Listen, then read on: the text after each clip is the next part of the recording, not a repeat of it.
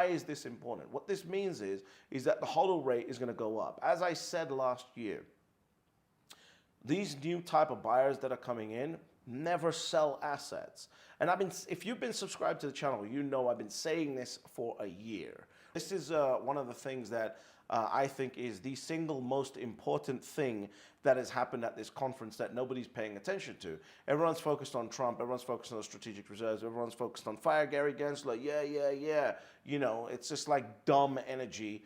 The real announcement, as far as I'm concerned, came from Cantor Fitzgerald. So let me talk Bitcoin for a little bit. I want to be clear. I am a fan of Bitcoin. Of course, do I own Bitcoin? Of course I do. Cantor Fitzgerald and all of its partners are a fan of Bitcoin. Does Cantor Fitzgerald own Bitcoin? A shed load of Bitcoin.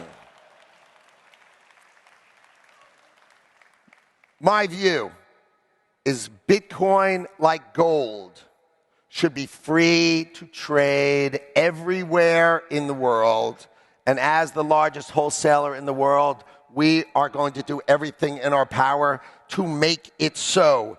Bitcoin is the same as gold, and Bitcoin should trade the same as gold everywhere in the world without exception and without limitation. So Cantor is a rock star in the digital space, right? We support miners, we support power companies, we support data centers. We're here to support you if you're in the business of digital assets and crypto. We are here to support you. People, when I just walked in here, there were people coming up to me saying, thanks for the research, smartest research, best research. We're going to do all sorts of things that take care of you. So we are an investment bank that works hard for digital assets. Okay. So why do I say all this in front of you? Because today I have an announcement to make. Cantor Fitzgerald is here to announce that we are launching a Bitcoin financing business. We will offer leverage to those who own Bitcoin. We are going to launch with $2 billion of lending. And once we put out the $2 billion of lending, we will go up in increments of $2 billion. You have to realize Cantor and BGC, its largest wholesaler, we finance and arrange vast amounts. And we are going to now build that ecosystem for Bitcoin. So the moral of the story is we are going to welcome Bitcoin into the financing family of the global financial markets, and Cantor Fitzgerald is going to be your sponsor.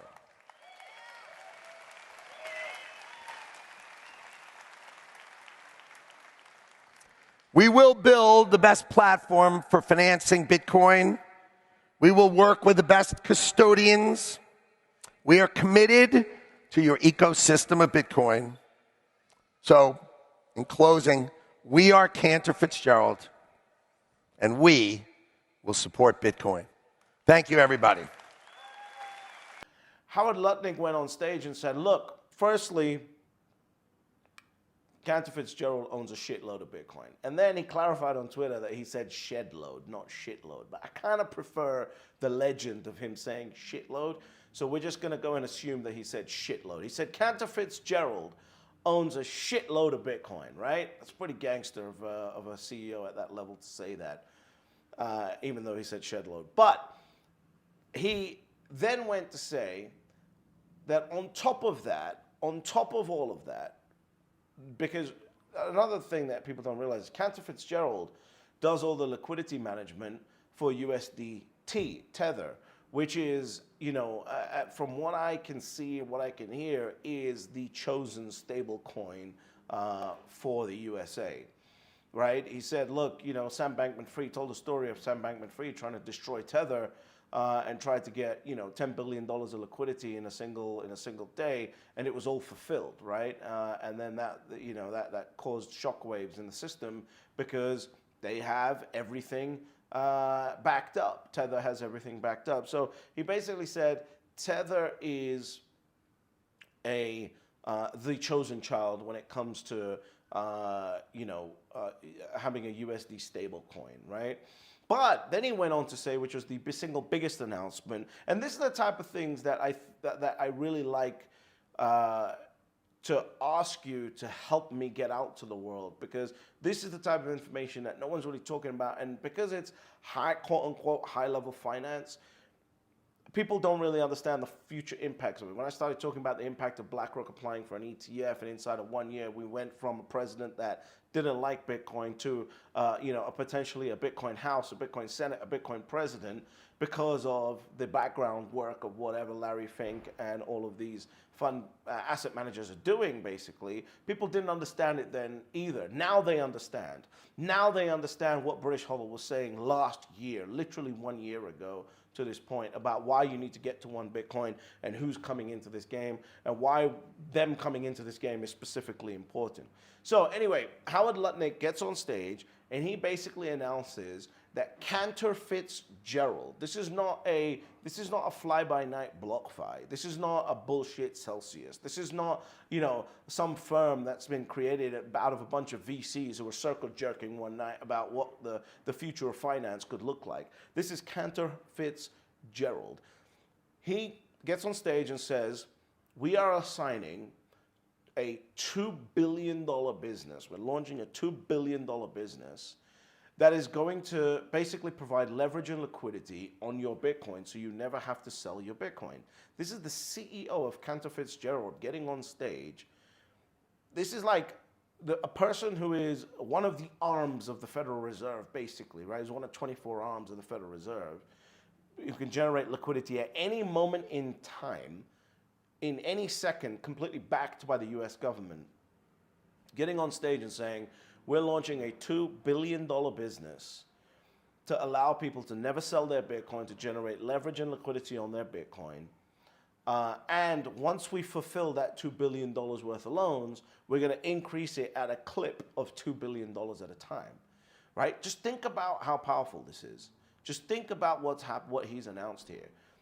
This is a banker, right? That is in traditional Bitcoin world, we'd be like, oh, fuck these bankers.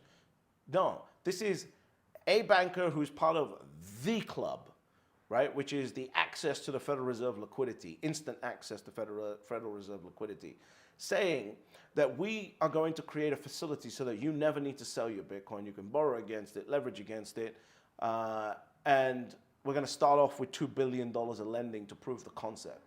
Think about that.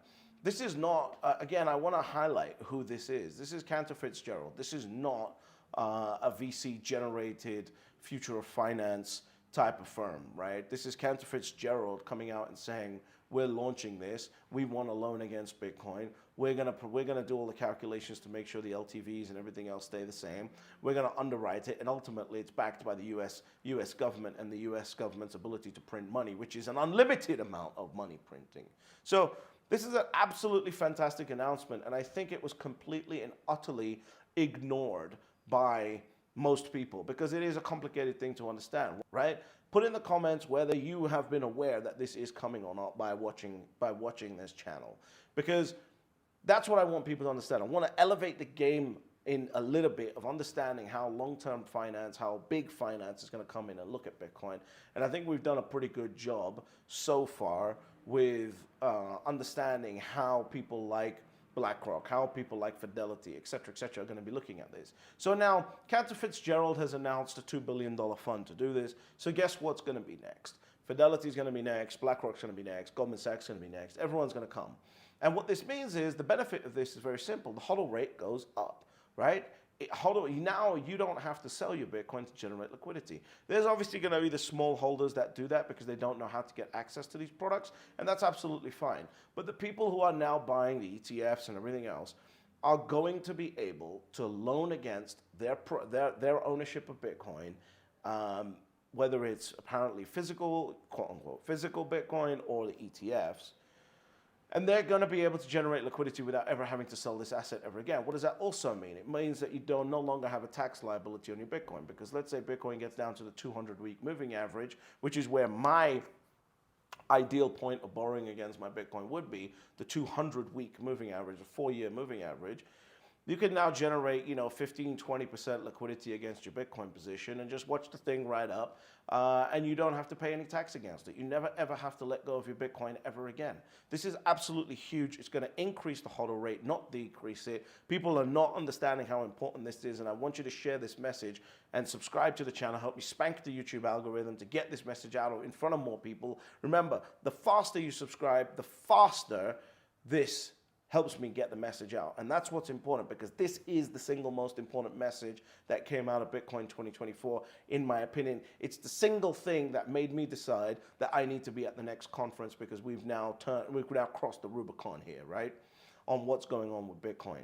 All of the other stuff is cool, and we'll see whether the President Trump gets elected or not, or whatever else. This is real. Cantor Fitzgerald is doing this. They've done this. They own a shitload of Bitcoin. Shitload of Bitcoin. And Howard Lutnick doesn't look like he's a person who's going to stop without trying to get as much business of the liquidity generation on Bitcoin as possible. And that's what we need. We need more CEOs like that. We need higher finance. So people always ask me in 2021, hey, why don't you do, a BlockFi or a Celsius loan against your Bitcoin? I said, listen, if it was BlackRock or Fidelity or someone like that backing my loan, I can completely understand doing that. Not when it's some VC-generated fucking company who basically ended up going bankrupt, right? And is now, one of them is clawing back funds from their investors who were smart enough to take it out at the right time. So look, the bottom line is this. This is a game-changing moment in Bitcoin. We are now at the precipice where one of the main 24 arms of the Federal Reserve fiat system is now saying we are going to loan against Bitcoin in a safe and stable way. We're going to manage liquidity, and no matter what happens, we're backed by the US government, and we have the ability to generate liquidity at a second's notice. Billions and trillions of dollars worth of liquidity at a second's notice. This is a game-changing moment. I need you to do more study into this. Watch this, follow this. Forget all the other hyperbole that came out of the event. This is the single most important thing that came out of this event. Share this video, but ultimately there are always only 3 rules to Bitcoin. Step number 1, you buy Bitcoin. Step number 2, shut the fuck up. And step number 3, you get fabulously wealthy.